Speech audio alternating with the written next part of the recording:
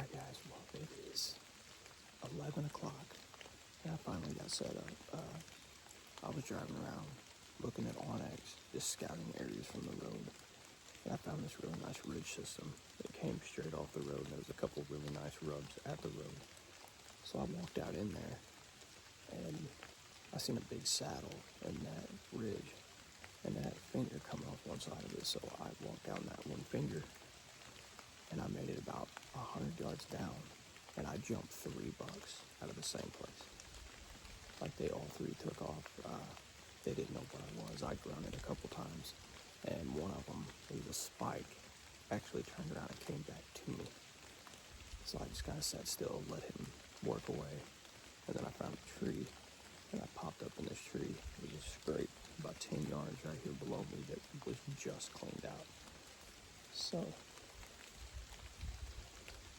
we're gonna sit here, probably do some rattling, and see if I can't bring one of them frustrated bucks back over here. Wish me luck, guys.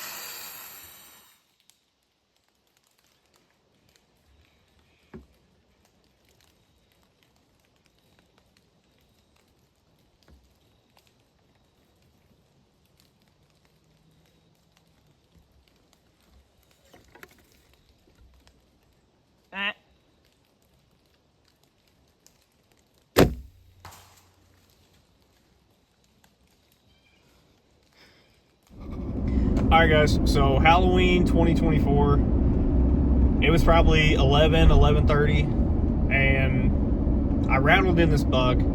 He came in, shot looked great. I mean, I had it all on film. He mule kicked, you heard the pop. I watched the arrow bury behind his shoulder.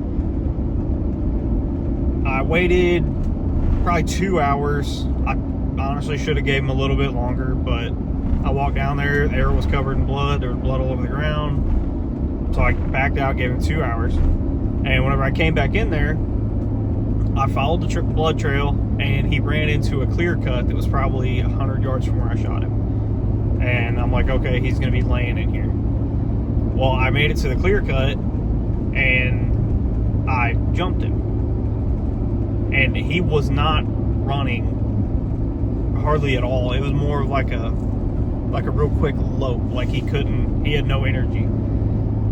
So I let him go, came back the next day, picked up where I left off, and I followed him. He went probably about 300 yards down that holler, and you can see where he was trying to go up on the ridges, and he would just come right back down, like he didn't have the energy to go up.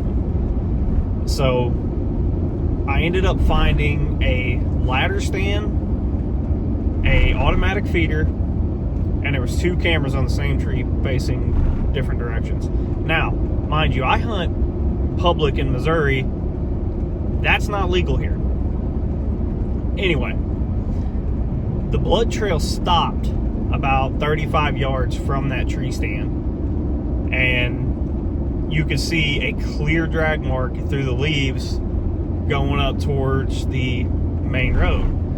So I followed it up there towards the main road, and you could see right there where somebody had turned around. I didn't call the game warden. I didn't get any of them involved. It was a really sucky situation, but at the time I didn't know how to handle it. I didn't know what to do. Looking back on it now, I should have called the game warden, had him come pull the SD cards out of those cameras and check and see what had happened. But I was just so discouraged. I'm like, I don't know what to do. I'm at a loss for words here. Nothing like that's ever happened to me. So yeah, I mean, I shot the deer. I'm certain that he died. But if I wouldn't have pushed him, if I would have left, came back later, he would have been laying in that clear cut, and I would have had that deer.